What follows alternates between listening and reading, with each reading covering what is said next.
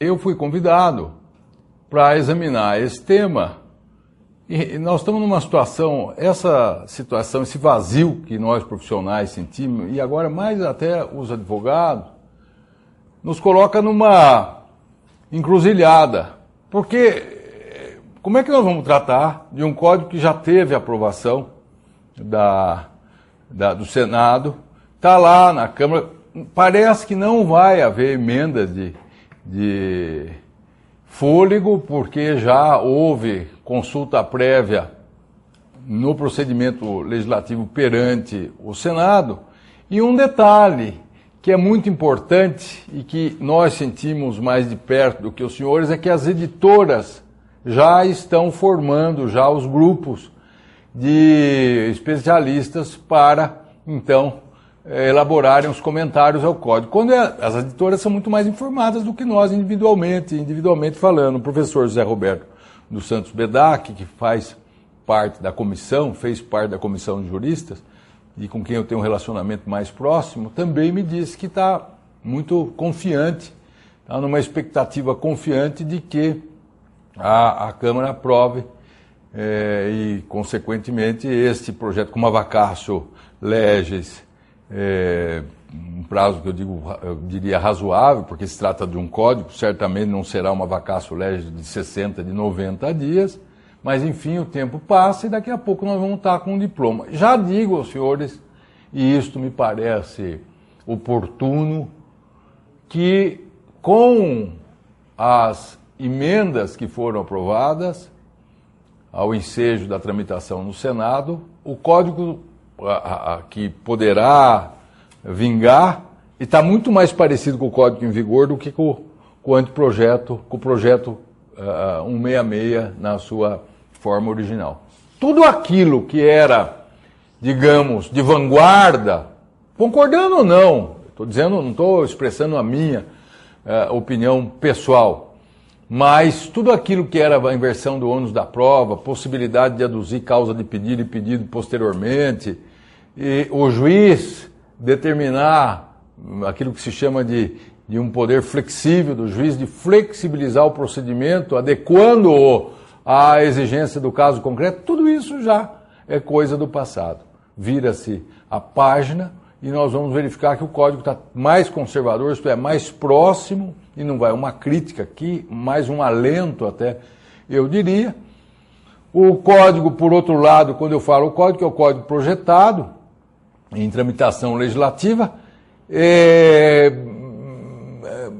do ponto de vista estrutural, me parece um tanto mais didático, especialmente no que concerne a tutela de urgência, está mais fácil de compreender, não é? Aquela divisão entre tutela cautelar e tutela da evidência.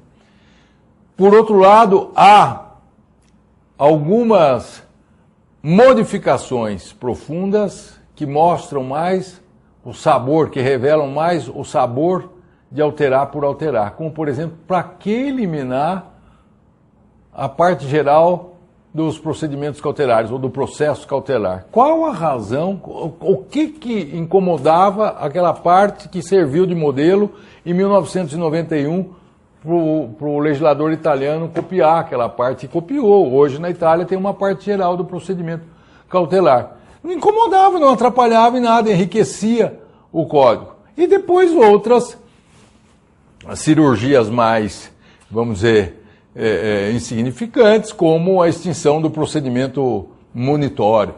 Também não me parece que a grande alteração que o legislador fez de tirar o procedimento monitório. Não pegou porque estava errado. Copiaram do artigo, dos dois artigos 636 ou 636, não me faz a memória, do Código Italiano, porque copiaram errado, uma questão de cópia errada. Lá está escrito no Código Italiano, que serviu de inspiração em 2005 para o legislador brasileiro, não, antes, até em 2002, se eu não me engano. Eu escrevi sobre o monitório, mas não lembro neste momento a data em que foi. Mas enfim, há mais de 10 anos, seguramente. E o dado de ter havido uma cópia equivocada foi porque lá na Itália está escrito a opposizione, e em português, oposicione dá embargos. Então, quando colocaram embargos ali, ao invés de contestação, acabou. Era o tiro mortal no procedimento monitório. Quer dizer, o problema é de embutir uma ação dentro de outra ação, uma ação de conhecimento dentro de outra ação. Foi isso que aconteceu e, portanto, desnaturou completamente o procedimento, a ação monitória, vale dizer, aquele meio processual veiculado pelo procedimento especial previsto no artigo 1102-A, B e C, como os senhores sabem. Agora, se nós formos verificar, eu repito, do ponto de vista estrutural, o legislador, e quando eu falo legislador, a comissão de juristas, acabou tendo presente o elo de ligação, a conexão vital que existe entre todo jovem advogado tem que ter essa concepção que há 30 e tantos anos atrás não tinha quando eu fiz a faculdade, que é o nexo de ligação, essa interação entre a Constituição e o processo. Essa é uma temática, para compreender o processo, importantíssima. E é por isso que eu me dispus a examinar, em primeiro lugar, verificando que o projeto do Código de Processo Civil não descurou da principiologia, hoje, em todos os países liberais, cantada a quatro vozes em todos os tons, que são os princípios constitucionais do processo. Para nós entendermos o processo hoje, todos os seus, ou os principais, pelo menos, intervenção de terceiros, coisa julgada, nós temos que partir dos princípios constitucionais do processo. É a partir desta visão, então, decorrendo da interação entre Constituição e processo, é que nós entendemos a dinâmica do processo. Não a teoria do processo, a dinâmica do processo. Porque a Constituição irradia, como lei maior, os seus princípios, não só no que se refere, como sempre foi, no direito material, como, em particular, no direito processual. E é por isso, então, que eu repito, o legislador reproduz no projeto, nos primeiros 10, 12 artigos, toda aquela principiologia. E vai logo afirmando no artigo 9º, não é? E em vários outros, vai confirmando, vai aprimorando, vai, na verdade, infundindo ao advogado, aos operadores do direito em geral, que o contraditório é um princípio vital. Não há processo sem o contraditório. E aí nós temos, então, diante de uma moldura que eu vou explicar daqui a pouco, e vou procurar imprimir aqui um tom prático na minha palestra, para não ficar uma coisa muito técnica, absolutamente dogmática, eu vou procurar mostrar do ponto de vista do advogado como é, então, que na dinâmica forense o princípio do contraditório acaba sendo relevante. O artigo 9º preconiza que não se proferirá sentença ou decisão contra uma das partes sem que esta seja previamente ouvida, o que é natural, salvo se tratar de medida de urgência ou concedida a fim de evitar o perecimento do direito. Desde aquele célebre livro, escrito em 1936, de Piero Calamandrei, passou-se a ter, na ciência processual, uma concepção de que é possível o Estado de Direito conviver com o contraditório posticipato, o contraditório diferido no tempo. O que não é possível é a invasão patrimonial sem se dar a oportunidade da pessoa se defender. O único caso que nós temos no nosso sistema, assim como também em sistemas legislativos congêneres, em experiências jurídicas congêneres, é o caso de alimentos. É o único caso em que, sem ouvir a parte contrária, tendo em vista a natureza do objeto da demanda, é que pode haver invasão patrimonial antes do aperfeiçoamento do contraditório. Em todos os outros casos, o Estado de Direito, o Estado Democrático convive com o contraditório diferido no tempo. Por quê? Para evitar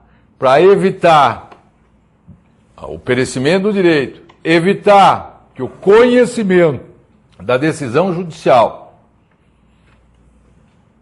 possa prejudicar o próprio cerne do pronunciamento jurisdicional, é que se admite excepcionalmente, então, a decisão inaudita altera parte. São os casos de tutela de urgência que nós estamos acostumados. Ainda e principalmente sem a invasão patrimonial, sem deslocamento patrimonial. Os casos excepcionais, que eu disse que é o caso de alimentos, e também, de certo modo, a busca e apreensão, que aí não se trata de aspecto patrimonial, mas não adianta, naturalmente, nós avisarmos a outra parte que vai ser deferida. Busca e apreensão de menor. Busca e apreensão de menor. De qualquer forma, esse pronunciamento judicial é reversível. Em parte reversível, porque há muitos anos atrás, meu pai advogou num caso em que um cidadão de um dos países árabes obteve uma liminar para ter a guarda. E a mulher foi desesperada no escritório, mas já estava cumprida a guarda. E aí, meu pai, como advogado da mulher, conseguiu reverter a decisão judicial. Só que o cidadão e o filho, Máschio, o filho homem, deixou a filha mulher, mas o filho homem já estavam no país árabe. E aí, então, tinha que cumprir uma rogatória lá, e olharam para mim no escritório, que era o mais jovem, eu falei, nem pense, menino. Claro que nunca foi cumprida essa rogatória, porque certamente iam rasgar lá se chegássemos a realmente cumprir.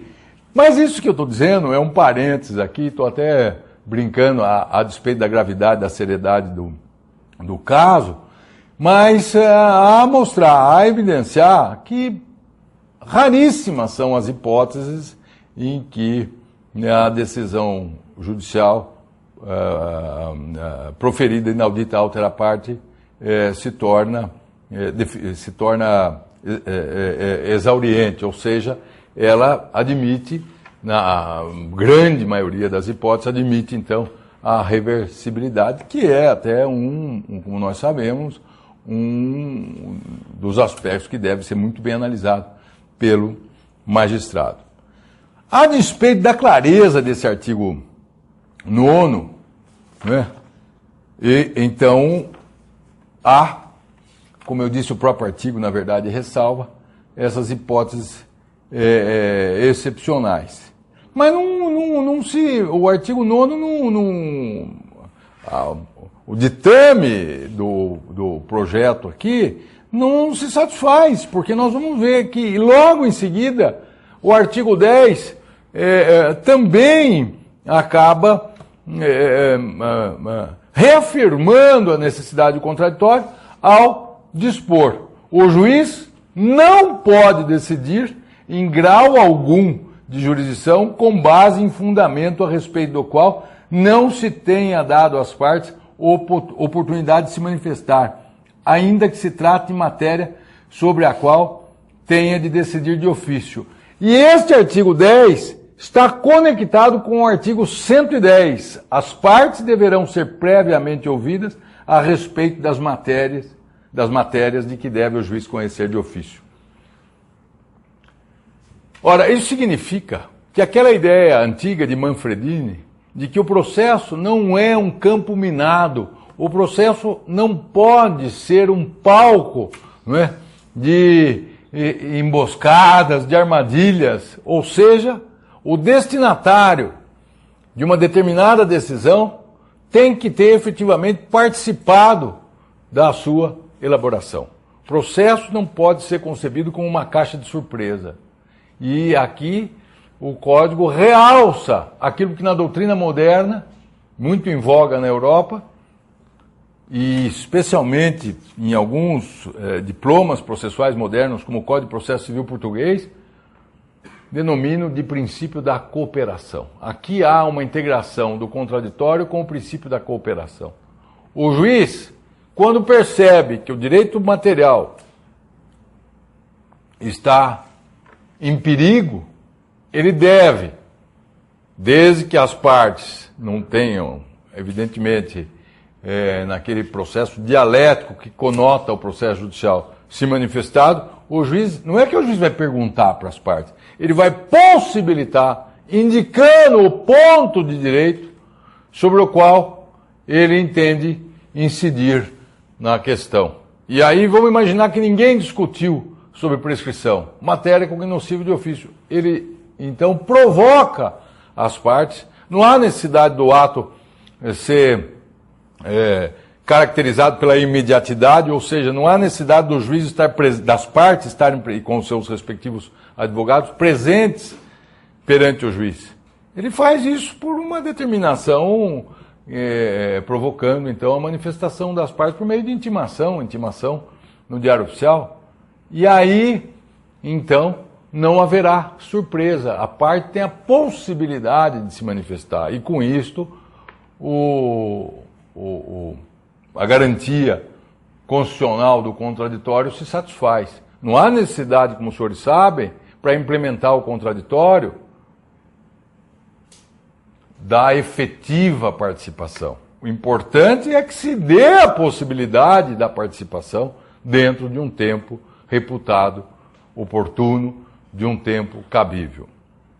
Ainda mais, além desta interação do contraditório com o princípio da cooperação, denominado princípio da cooperação, em alguns pontos que mereciam uma atenção especial, o legislador também se preocupou. Houve boa vontade, porque eu não estou aqui e quero dizer aos senhores, e aproveito este momento que eu propositalmente não quis dizer no início, não adianta nós chorarmos aqui, eu vim aqui me lamentar e os senhores irem embora, falando, tem razão, não tem razão, se este momento atual, se o momento em que a sociedade nossa vive, se há necessidade de um Código de Processo Civil novo.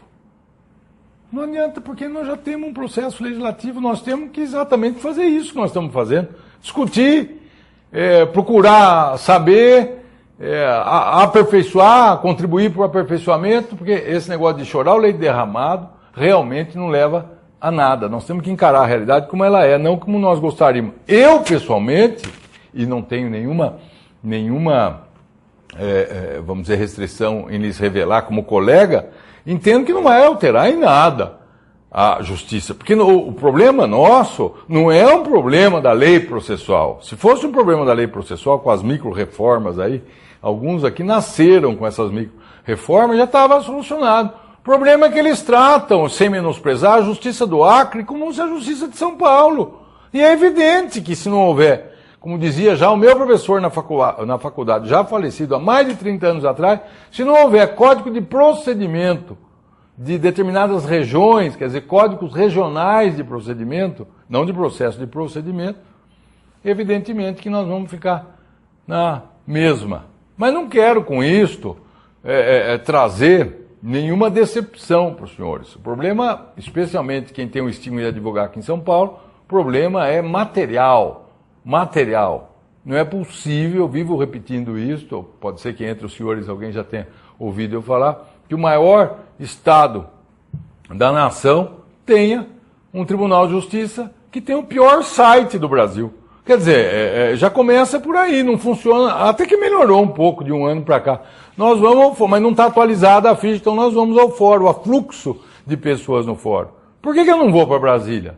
Porque nós entramos com uma petição de manhã que eu digo na hora do almoço, assim, depois do almoço até, com eletrônica para o STJ, para o Supremo, 40 minutos depois já aparece lá, se não antes já aparece lá e tal. Por que o site do STJ é melhor do que não é melhor, é infinito, e há muitos anos, porque a consulta de jurisprudência do site, eu era presidente da associação, ou secretário da associação na década de 90, fomos falar, fazendo um parênteses para não me incumpridar, com o desembargador, presidente do tribunal, que nos atendeu muito bem, embora mais jovem, eu era colega dele na faculdade, o desembargador professor Eusébio Said Kaali, que nos atendeu muito bem. E ele nos colocou, o pessoal especializado aqui da associação, que a associação queria bancar, por causa das publicações, dos recortes, naquela época estava sendo informatizado, bancar a alimentação dos nossos equipamentos aqui, quer dizer,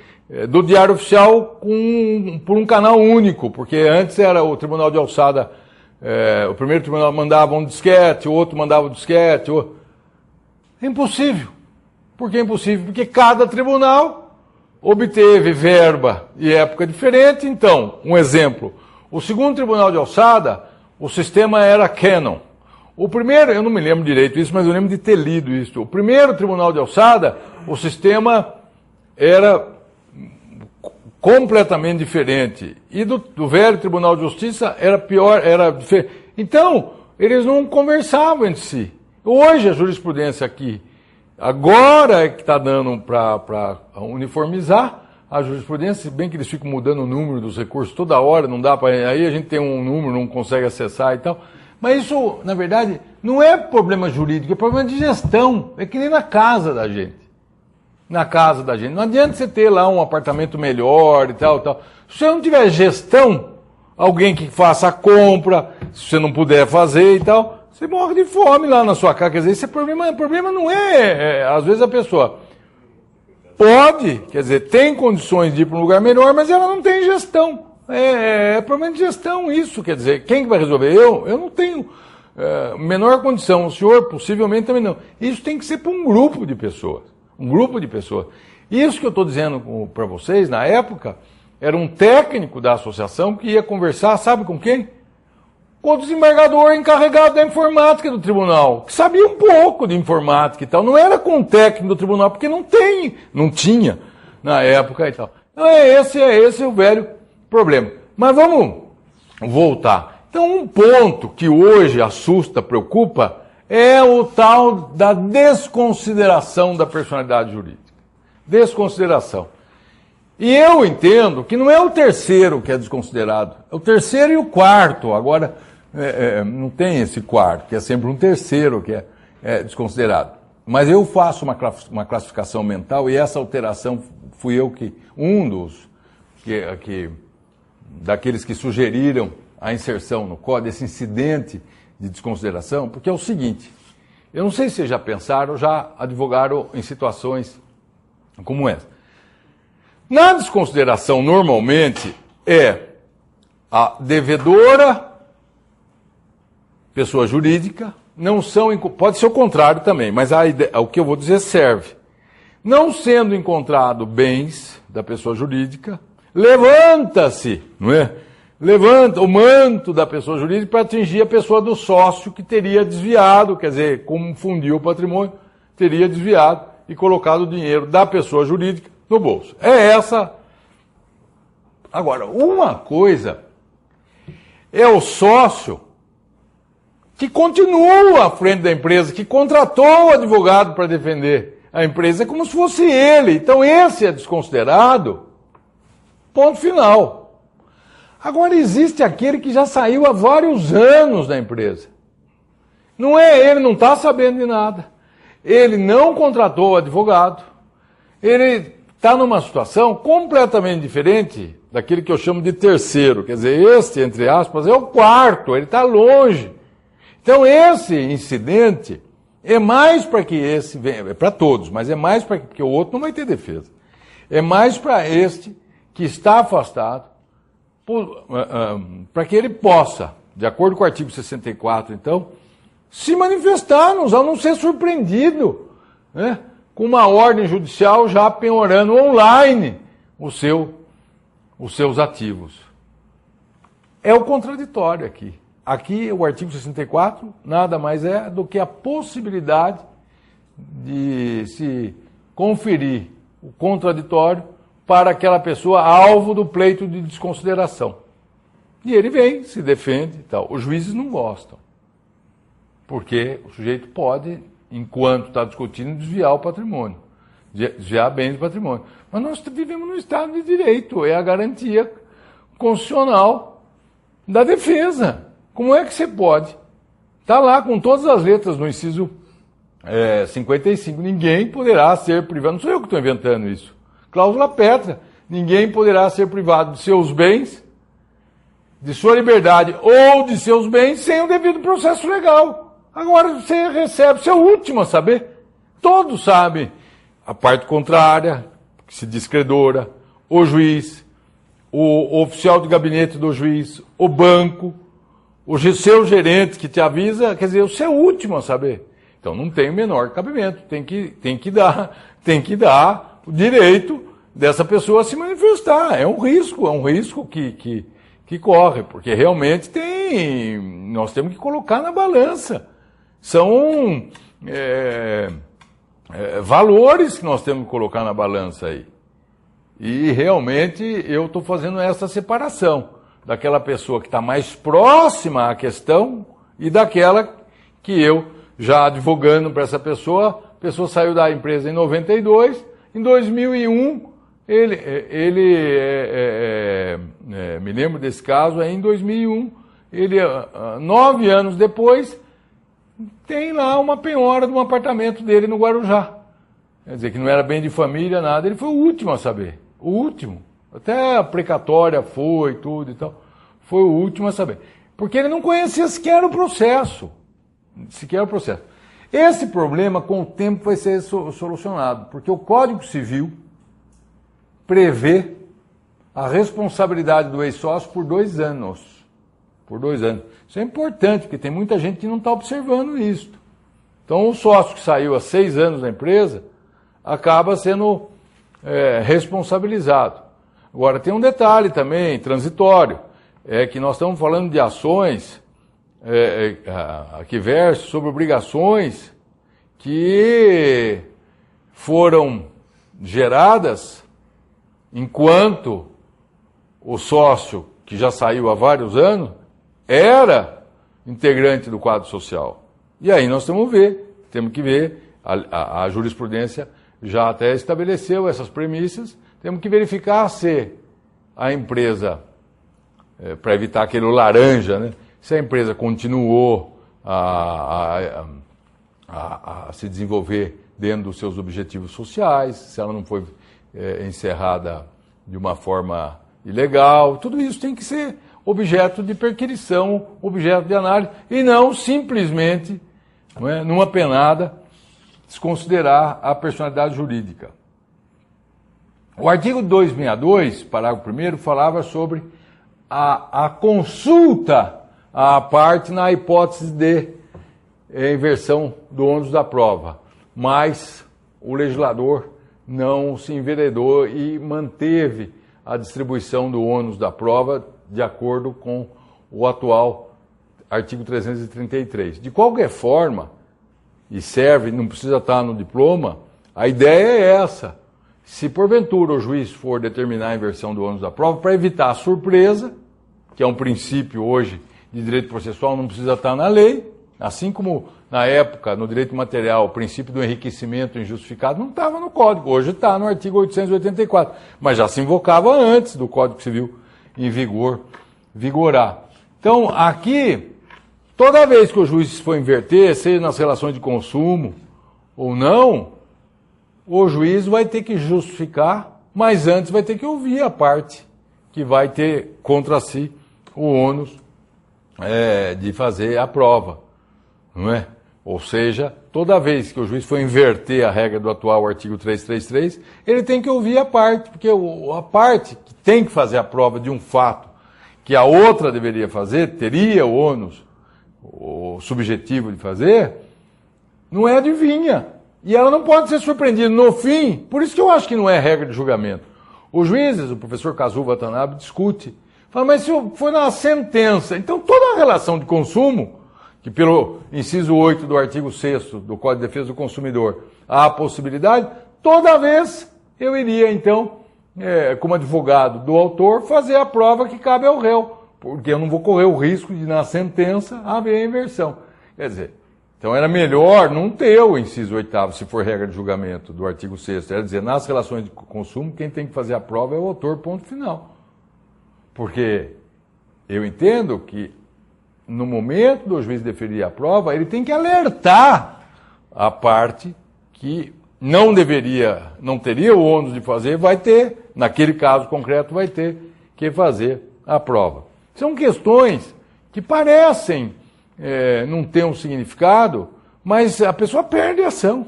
Se ela for surpreendida, e eu falo do ponto de vista profissional, se for surpreendido na sentença que o juiz, vou inverter para avaliar a prova, eu vou inverter como regra de julgamento, já foi, não dá para voltar atrás, evidentemente. Pois tem um outro, e eu estou mostrando aqui as hipóteses em que o Código privilegiou, reforçou o contraditório. Depois eu vou fazer críticas, na segunda parte da minha exposição, sobre dispositivos que não prestaram atenção. E aí dispositivos que têm o mesmo vício do Código em vigor, alguns já foram alterados e outros ainda permanecem com um equívoco lamentável, como eu vou procurar mostrar para os senhores. O artigo 314, na sua redação original, trazia algo, a meu ver, muito avançado, que o autor poderia, enquanto não proferida a sentença, aditar ou alterar o pedido e a causa de pedir. Enquanto não proferida a sentença, desde que de boa fé. A prova estava feita. Você vai repetir a prova para nova causa de pedir, para o novo pedido.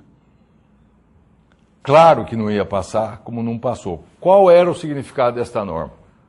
Aproveitar o processo, porque aqui cabe fazer uma distinção que o Carnelucci fazia e que não é bem conhecida pela doutrina nossa. Eu pergunto para o senhor, o que é preferível? O processo parcial ou o processo integral? Ou seja, entre nós, o senhor é meu fornecedor, eu sou comerciante. Há relações jurídicas múltiplas e nós acabamos, por várias razões comerciais, nos desentendendo. Muito bem, o que é melhor do ponto de vista da pacificação social, ou seja, interesse público e também para nós? Dirimir toda a nossa quesilha num único processo e esse seria o processo integral, ou seja, que a Sambarc toda lide, ou 3 ou 4 demandas sobre mais ou menos o mesmo assunto, que é o processo parcial, ou seja, um processo que vai ser gerado entre duas partes, mas assambarcando só um pedaço da lide. Às vezes não é possível colocar tudo pela natureza da demanda, não é possível. Por exemplo, uma ação de consignação e pagamento, uma ação de despejo, certo? Ainda assim pode ser reunida por conexão, como vocês sabem.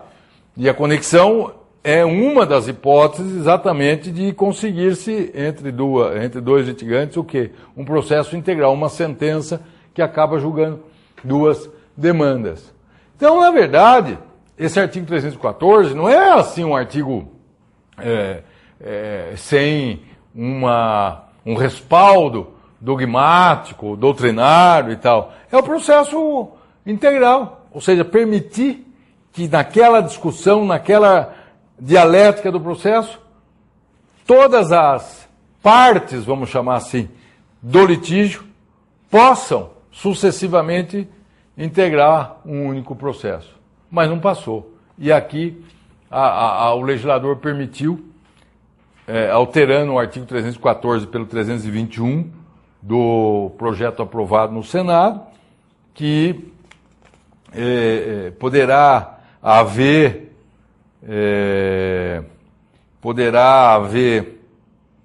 esta adição de causa de pedir e pedido e tal, antes da citação. Isso já está, aliás, no Código em vigor. E poderá haver só no caso de revelia. E ainda assim terá que ser provocada uma nova citação. Aqui o legislador, como eu disse, manteve, né, na tramitação no Senado, manteve o status quo, não fez nenhuma, a não ser de redação e tal, não fez nenhuma alteração, preferiu manter-se conservador. É uma questão que eu trago para os senhores e tal, mas tem um presente, que às vezes, você fala, mas como é, vai poder emendar inicial e tal? Às vezes, do ponto de vista, que eu disse, da pacificação social e do interesse das partes, às vezes é melhor. Porque não é sempre também que pode...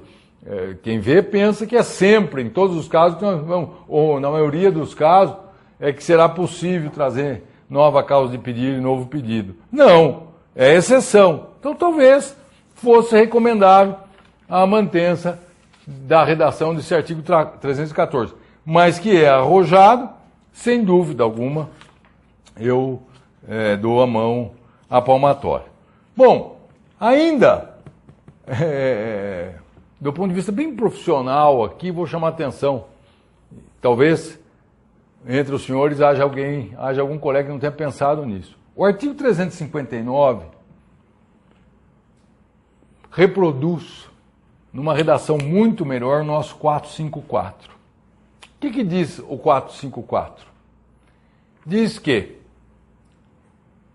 o caput, encerrada a instrução, o juiz, que é o 359, o juiz passará a palavra para o advogado do autor, para os debates e tal, certo? Proferirá a sentença, aquela coisa. O que diz o parágrafo 3º do 454? Se o juiz reputar que a causa é complexa, poderá, aliás, o caput disse, passará a palavra sucessivamente. Sucessivamente, claro, porque duas pessoas não podem falar ao mesmo tempo. Aí o parágrafo 3º diz, se houver a questão for complexa e tal, o juiz poderá substituir os debates pela apresentação de memoriais designando dia e hora para sua entrega em cartório, para sua dia e hora, para sua entrega. O advérbio de tempo, eu acho, ou de modo, que está lá no caput, simultaneamente, está no parágrafo 3º também, simultaneamente. Não existe ato processual sigiloso. Vocês imaginem se no processo penal o Ministério Público apresentar as alegações finais simultaneamente com a defesa. Está a nulidade tremenda, só para no mel, para anular. Está tudo nulo. Por que é nocível a apresentação simultânea, a apresentação simultânea não gera nulidade? É claro que gera nulidade. O réu diz sempre por último. Essa regra é milenar, mais do que milenar. Bom, eu tenho um artigo sobre isso dizendo, e fui examinar por quê. O culpado somos nós, advogados. No Código 39, eu já tranquilizo os senhores que eu não advoguei pelo Código 39. Eu saí da faculdade já com o Código de 74. Minha turma é de 78, então já estava em vigor o Código atual. E no Código 39, a exemplo do procedimento trabalhista, do processo trabalhista, se o juiz não desse a sentença na hora, ele teria que marcar uma audiência para dar a sentença. Ora, o advogado, sobretudo os mais jovens, por causa daquele temor reverencial, eu passei por isso, né, sente aquele calor na barriga assim. Tá bom, o senhor não vai julgar, hoje só vai marcar audiência para frente, para ler a sentença. Nós não podemos entregar, não tinha memorial escrito no Código 39.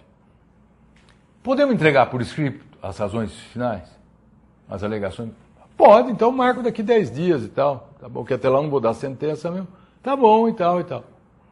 Essa praxe ingressou pela... O Código de 73, então, instituiu os memoriais escritos simultaneamente. Então, entrou pela porta da frente, mas a praxe de entrega simultânea de memoriais era para entregar sucessivamente. Entrou por força do costume. Então, nós, advogados, colaboramos por isso. Agora não. Agora a redação aqui é perfeita. Fim da instrução, o juiz dará a palavra ao advogado do autor e do réu, bem como ao membro do Ministério Público. É o caput do 459, mais ou menos com a mesma redação. Pelo prazo de 20 minutos, cada um e tal, prorrogável por mais 10 minutos e tal. Parágrafo 2º. Quando a causa apresentar questões complexas, de fato ou de direito, o debate oral poderá ser substituído por memoriais que serão apresentados pelo autor e pelo réu nessa ordem, em prazos sucessivos de 15 dias, assegurada a vista dos autos. Vista dos autos para quem? Para o réu. Para o réu. E este artigo está repetido, mais ou menos, na ação rescisória também. É evidente que na ação rescisória, a regra da sucessividade, artigo 891 do projeto, também se aplica. Claro que se aplica como no nosso artigo, hoje no Código 492, da ação rescisória, quer dizer, também é sucessivamente as alegações finais, porque ela não tem debate na ação, no procedimento da ação rescisória no tribunal. Tem entrega de alegações finais, sucessivamente. O réu fala por último. E aqui, o advogado sério tem que ser coerente. Ainda que não tenha se transformado em lei, eu estou na audiência, trabalhando, porque a gente não pode ser esperto na profissão, espertalhão, calamandrei, espertalhão, subestimando a inteligência dos outros. Eu várias vezes me comportei na audiência como advogado do autor e o juiz estava deferindo a entrega simultânea de memoriais, o que é, entre aspas, me beneficiar.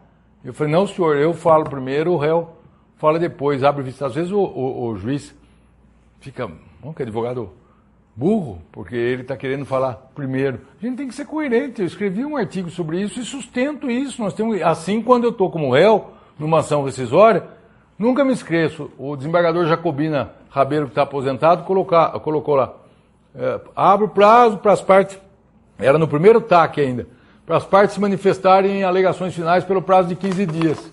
Muito bem. Eu entrei com uma petição dizendo que eu queria, porque eu era advogado do réu, o prazo posteriormente à apresentação, tal, sob pena de nulidade, tendo em vista a isonomia, o princípio do contraditório e tal. Ele deferiu. Se a pessoa parar para pensar um pouco, os juízes muitas vezes não fazem porque não querem ou por economia processual, porque não param para pensar, é o hábito. Aquele negócio, o uso do cachimbo faz a boca torta mesmo, é o hábito, não é? O hábito. Então, o advogado do réu fala por último. Assim é no processo penal, assim é no processo civil, assim é no processo trabalhista. Outra contribuição importante, eu estou mostrando que o legislador aqui, para fazer, teve cuidado com os princípios, Não interessa se o código vai vingar ou não.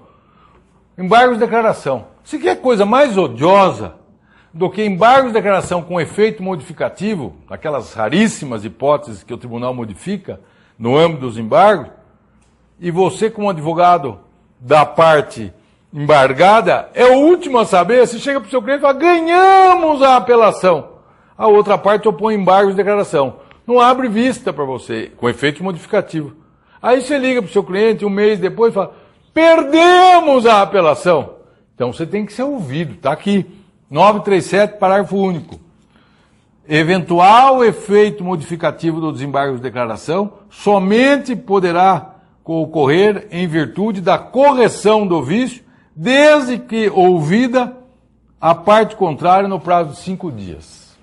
Contraditório quando for para alterar. É raro acontecer isso, diga-se de passagem, porque já tem aqui. O tribunal não está obrigado a responder as questões, sabemos disso. Mas, enfim, o código projetado teve presente esta hipótese. O que o código está eliminando? A surpresa. A pior coisa que tem para o jurisdicionado e para o seu respectivo advogado é a surpresa, ou, em outras palavras, ser o último a saber. Sempre o último a saber, em qualquer circunstância, nas circunstâncias sociais, íntimas e tal, o último a saber é muito complicado. Não, é verdade, é lógico, é tudo, em tudo, é. Claro. Bom, então é esse o quadro, que está lá no projeto com uma ou outra alteração já no texto aprovado. Agora, será a segunda parte mais rápida, é a minha proposta de aperfeiçoamento que eu mandei, alguma coisa foi acolhida, para surpresa minha, porque tudo veio a toque de caixa. E aqui eu faço uma análise do contraditório com o que estava projetado, o que está projetado. A primeira coisa é a substituição processual. A substituição processual é um instituto anacrônico que existe na Itália, por exemplo, em 2 casos. Como é que nós podemos conceber uma coisa julgada que se estende, uma eficácia de coisa julgada que se estende ao substituído se ele não participou do processo? Ora, um processo liberal, democrático, não pode conviver com essa situação. Mas está na lei. Enquanto a lei não for revogada, está lá. No artigo 6º, ninguém pode pleitear direito alheio em nome próprio, salvo quando a lei permitir. Então está na lei. Nós temos casos aqui no nosso direito. Como é que eles resolveram na Itália isso? Porque há uma incompatibilidade entre a extensão dos limites subjetivos da coisa julgada para quem não foi parte, atingindo a esfera do direito de quem não foi parte, e a garantia da ampla defesa. O Proto Pisani, professor de Florença, brilhante, está resolvido. Dá ciência para ele que tem um processo. Mantém a substituição, porque se a lei não extinguir as hipóteses, se a lei prevê as hipóteses, o juiz dá ciência. Então essa foi a minha proposta. O artigo 17, ninguém poderá pleitear direito alheio em nome próprio, salvo quando autorizado por lei. Reproduziu a minha proposta. Parágrafo, mantém o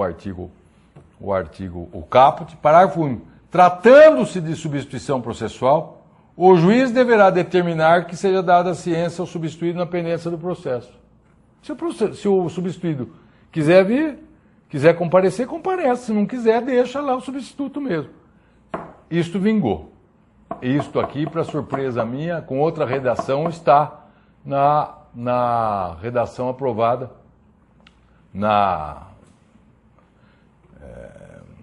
com esta redação, mais ou menos com esta redação, está no projeto aprovado pelo Senado. A outra hipótese, de sucessão processual, isso é terrível num país com as dimensões contra nós. O código projetado continua prevendo que, no artigo 97, parágrafo 3º, a sentença proferida entre as partes originárias, aqueles casos de sucessão, ou seja, a aquisição do direito litigioso. Tem uma fazenda, eu tenho uma fazenda, se a fazenda está sob iúdice, você vem e compra por um preço melhor e tal, você arrisca, você deu para os seus... Não é tão incomum isso para os seus advogados você tem que eu terei chance de ganhar e tal. Bom, a coisa julgada se estende ao sucessor. Na hipótese de sucessão mortis causa, não tem jeito mesmo, porque aí os herdeiros, não é, o espólio, por força de lei, vai substituir. Eu estou falando daqueles casos de sucessão por ato inter vivos, quando o sucessor não conhece a ação. Eu compro um direito pessoal seu, que é objeto de uma ação em Manaus, sem ter nenhum elo do litígio no Amazonas. Porque imóvel é mais difícil. Se o imóvel é em Manaus, eu tenho que comprar. Mas se esse imóvel estiver penhorado... Hoje esse exemplo não é bom porque tem que estar na matrícula, tá certo? Então, aí tudo bem. Mas são situações que o sucessor vai ter que fazer um bruta de um esforço depois, me desculpa falar assim, para provar a boa-fé. Então eu propus. A sentença proferida entre as partes originárias estende os seus efeitos ao adquirente ou ao cessionário de um crédito, por exemplo. Tá desse jeito, vírgula. Desde que razoavelmente possível conhecimento por esse da pendência do processo. Não acolher. Mas o professor Cássio Carpinella, meu amigo, diz que num parágrafo, um dos parágrafos ali, dá uma chance, ou pelo menos dá para entender isto aqui. Fala assim, porque naqueles casos que ele vem e participa do processo, é lógico que ele vem como assistente da parte e tal. Então está escrito lá, quando ele ingressa no processo, alguma coisa assim. Eu estou dizendo isso porque eu já vi duas versões já daquele quadro comparativo e aqui tem alguma coisa que não está batendo. Então eu não quero afirmar uma coisa sem ter a devida precisão. Mas se acolheram na substituição, por que não acolher na sucessão também? É o mesmo conceito, é a mesma regra. Pois um outro aspecto que vocês cresceram, assim como eu, que é o respeitante aos limites subjetivos da coisa julgada. O artigo 487 da legislação projetada repete o 472, e aqui é um erro histórico. A sentença faz coisa julgada às partes entre as quais é dada. É óbvio. Não beneficiando e nem prejudicando o terceiro. Essa regra vem do direito romano. Acontece que este texto, de uma passagem do jurista Masser, foi alterado. Há 4 outros passos no digesto que dizem a coisa julgada, a sentença faz coisa julgada às partes entre as quais é dada, não prejudicando terceiros. Mas como há um passo que foi alterado na Idade Média e foi copiado pelas ordenações do reino, é que veio para o nosso direito esse não prejudicando, não beneficiando. Porque a coisa julgada pode beneficiar. Vou dar um exemplo, mas eu podia dar mais. Eu tenho um livro sobre limites subjetivos da coisa julgada, que eu dou vários exemplos. Mas vou dar um. Ação reivindicatória. O réu da ação é casado. Artigo 10 do nosso código. Tem que, ação real, citar o casal. Mas o autor não sabe.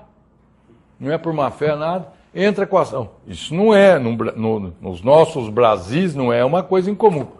Entra com a ação só contra o João.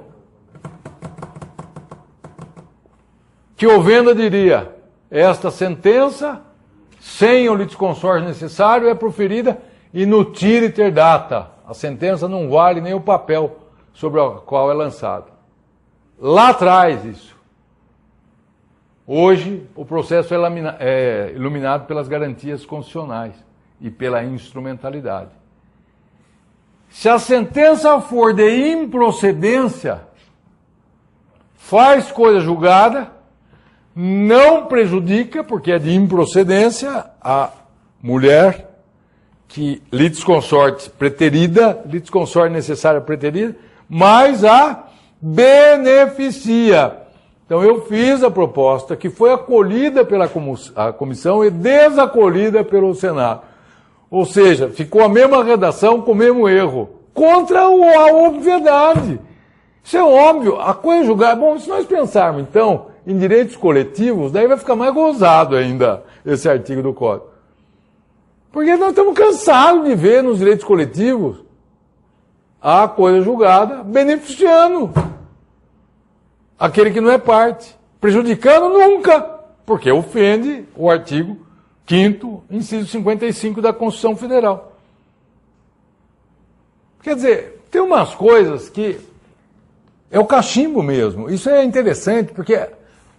mas isto é revolucionário. Eu dei vários exemplos na minha proposta lá que eu mandei. Não quero ser o dono da verdade.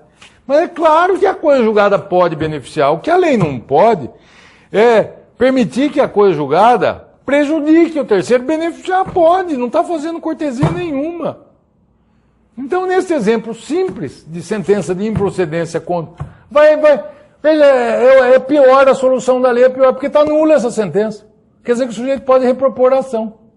Se a sentença não vale nada, não vale para quem ganhou a ação em decorrência da improcedência, o marido da mulher, e não vale para ela também.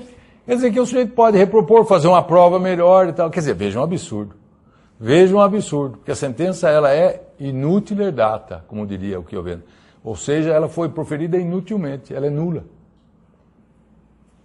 A preterição do litisconsorte, na visão instrumentalista do processo, acarreta nulidade se a sentença for contra o ausente, que deveria necessariamente estar presente.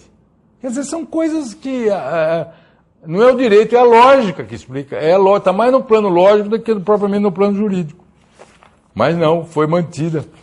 Bom, enfim, esse nosso primeiro contato é um contato para mostrar, também não vou ficar cansando, estou falando exatamente 1 hora. Não, a apresentação tomou aí uns 2 ou 3 minutos, aí sempre é muito gentil a diretoria da associação, enfim, não só comigo, mas eu tenho certeza que com todos os colegas que vêm aqui. E dizer aos senhores que podem ficar tranquilos como advogado. Fora esses aspectos que eu trouxe à consideração dos senhores para melhorar, para aperfeiçoar, porque eu acho que esse é o momento de se buscar a colaboração. Não adianta ficar malhando, não adianta ficar, eu repito, criticando. Nós temos que ver as coisas como as coisas são, como a realidade se mostra. Então, o que eu acho, e isto me conforta como estudioso da matéria, é que realmente houve uma preocupação com as garantias processuais. Eu dei um dos exemplos. O princípio da publicidade vem prestigiado, da fundamentação das decisões, muito mais do que na legislação em vigor. Da igualdade das partes, vocês viram já introduzindo a cooperação e coroando tudo isso, uma reiteração de normas que são marcadas pelo signo do contraditório, de normas que são informadas pelo princípio do contraditório. Então, acho que esse cuidado faz com que a comissão mereça os maiores encômios mesmo, quer dizer, porque a comissão, vejam bem, a comissão não é culpada de ter, a comissão, houve um convite para uma comissão, para melhorar. A comissão fala, não, nós achamos que não é a hora. A comissão, como em qualquer lugar do mundo, e a história do Código de 40 na Itália vem desde 1919, com Chioveno. Quer dizer, se não vingar esse, serve para nós trocarmos ideia, nós profissionais. O que não é possível é ficar de braço cruzado, sem examinar nada. Daí o código é aprovado, nós vamos ter que correr atrás. Então é esse contato, é esse convívio, serve para as ideias. Quer dizer, esses dias todos aí desse curso de férias, vocês viram a questão do agravo. Depois veio um outro colega falar também sobre o Código de Processo Civil, já de aspectos mais gerais, não é isso? Vem o Abelha, de Vitória. Prova emprestada. Quer dizer, eu acho que faz parte mesmo nós ficarmos meditando, trocando experiência, enfim. E eu estou à disposição e quero agradecer a atenção. Percebi que é bom a sala menor, assim, percebi que pelo menos a sensação que os senhores me passaram foi de que atentaram para as observações que eu podia fazer sobre esse tema do contraditório no projeto do Código de Processo Civil. Agradeço pela atenção dos senhores. Eu fico à disposição.